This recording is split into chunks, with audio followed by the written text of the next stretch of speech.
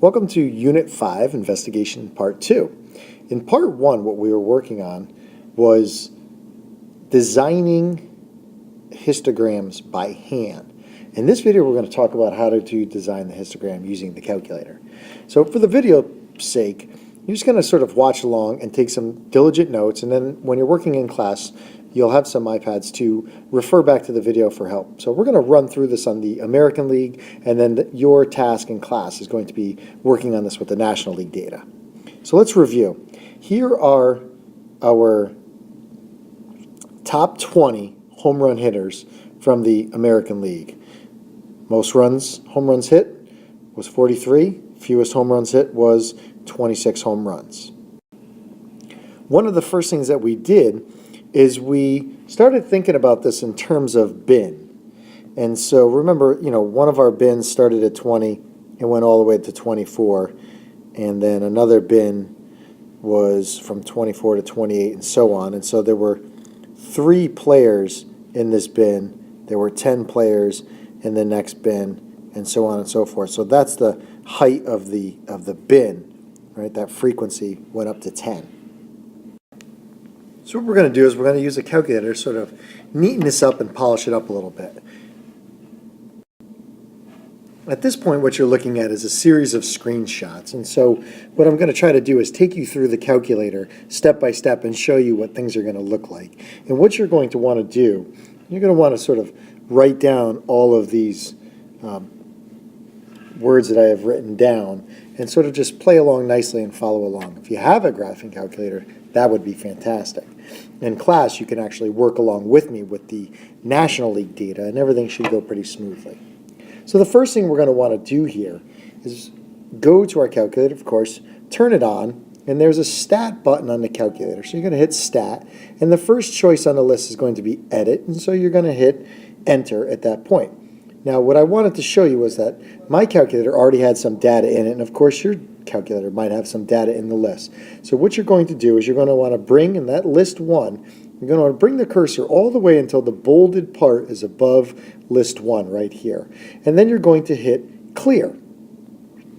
And when you hit clear on your calculator, nothing's going to happen until you arrow down.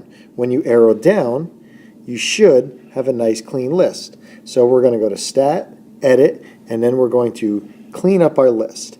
And then what I've done is I've entered in all of the data into my list 1. So in class, you're going to want to enter all of your National League data. What I have here is the end of the American League data. And you'll notice my cursor is on the number 26. That was our 20th player. And right here, this is list 1, position 20. Is number 26. And that's the first way I know that I've entered my data in correctly, or at least hopefully. I know that I at least have 20 numbers listed in my list 1, and that the last one is number 26. The next thing we want to do is assure that we've actually done this correctly. So perhaps you and a friend could check. You're going to go back to stat. No need to save anything. The calculator doesn't have a save button. We're going to hit stat again. And then across the top, you're going to arrow over to the right where it says calc. Originally, we went stat, edit. That's the default location. Now we're going to go to stat and over one column to calculate. And you'll notice right here, that's where calc is, and this is where edit was. And the first choice we have is one variable statistics. And that's what we have. We have one list. This list is about one variable, number of home runs, right? Number of home runs hit is our variable, and it's a quantitative data. It has units, home runs, okay? And so we're going to select one variable statistics now by hitting enter. Enter is always how we select things. Once I've selected enter, I should have, or you should have, your summary statistics. That's what all this information is here. These are your summary statistics. Now remember, in the last video, we calculated these summary statistics. We had the mean, and the median, and the mode, and the minimum, max, and the range. And just so you know, where I actually really got all that information while I was making that video was my calculator. I didn't actually physically add up all of the numbers and divide by 20. I entered them into the calculator, and I went to X bar, right? We call this X bar. And X bar is merely our sample mean. Remember, we have a list. And then there was 20 players, n is equal to 20. Our minimum was 26. And then I have up here, notice the arrows in the lower section of the, I should say, of the screen. Right here is what I'm talking about. That arrow tells you to use the arrows to go further down, and then down here we have this sort of secondary screen. So it's a scrolling screen. Once I scroll all the way to the bottom, that arrow shifts to the top to let you know that there's more stuff up the top. So this arrow is referencing down here, and this arrow is referencing this information up there. Again, n is equal to 20. It's sort of overlapping. Your minimum, your median was 30, and your maximum was 43. And then I calculated the range over here by hand. Now, if you're getting the same summary statistics as the person next to you with a different calculator, then chances are you either entered in the same exact error or you're both correct. I would say that the number one thing you should do is check your data. Okay? Check your data. It is extremely important that you enter the data in correctly. Once you've entered in your data, everything else, the calculator does all the work. But if you enter in the wrong numbers, the calculator is going to do all the wrong work. All right, so let's move on. So now that we feel pretty comfortable that our data is accurately entered into the calculator, what we want to do now is draw our attention to actually drawing the picture. We're going to go to second stat plot, or that second, we're going to hit the second button, which is in the upper left-hand corner of the buttons, and then y equals, which is just above the second. And if you look at the secondary color of the y equals button, it's the same color as your second button. So if your second button's gold, the wording above y equals is stat plot in gold. If your second button is blue, the wording above y equals stat plot is in blue. So we're going to hit second stat plot, and that brings you to this screen. And we're going to just go into plot 1 conveniently by choosing enter. Now we're inside of the plot 1 choices. So we notice that we're in plot 1, and really all we need to do is choose a histogram in an appropriate list. So you go to on, hit enter, which projects us into this next list of choices. This is a scatter plot. We have a time plot, and we have a histogram. Notice mine is solid. Modified box plot, unmodified box plot, and a norm probability plot is on the end here. So we're going to focus our attention on histograms. So we're going to hit enter and arrow down, and then choose list 1. If it's not selected to list 1, you would choose second on your calculator and then the number 1. And if you look at above the number 1, the secondary function on the number 1 key is L1. And that's what we want. If we had data in L2, then we would do second number 2, and it would be L2. And we're going to leave frequency as 1, meaning every item that's in our list that we entered into the stat edit function, each time that number shows up in the list, it only counts for the one time that the calculator sees it. Now that we got our stuff all squared away here, we want to choose second quit and then go to y equals, right? And this is, we're going to check y equals. And as I'm looking in y equals, I see that my plot 1's turned on, but I also see that I got a bunch of stuff here. I got some equations, I got some quadratic equations that the calculator is going to try to draw simultaneously while I have my histogram. Anytime you see a dimension mismatch error on your calculator, generally the problem can be solved by going to y equals right here.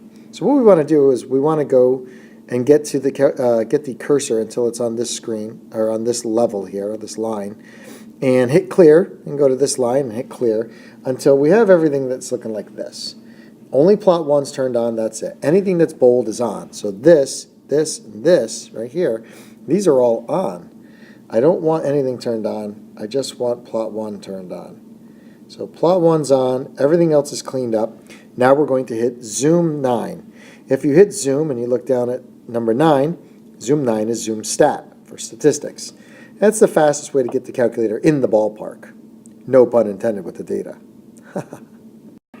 We're almost there.